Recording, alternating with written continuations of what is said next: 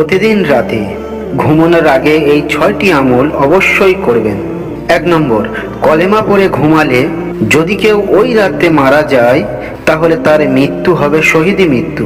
2 নম্বর, দরুদ শরীফ পড়ে ঘুমালে যদি কেউ ওই রাতে মারা যায় তাহলে তার মৃত্যুর পর দরুদ শরীফ তার সুপারিশকারী হবে।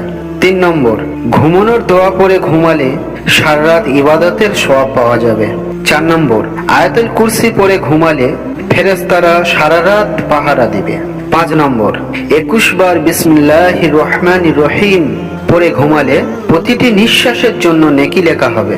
6 নম্বর, আস্তাগফিরুল্লাহাল্লাযী লা ইলাহা ইল্লা হুয়াল হাইয়ুল কাইয়্যুম ওয়া আতুবু ইলাইহি 3 বার পড়ে ঘুমালে সকালে নিষ্পাপ হয়ে ঘুম থেকে উঠবেন।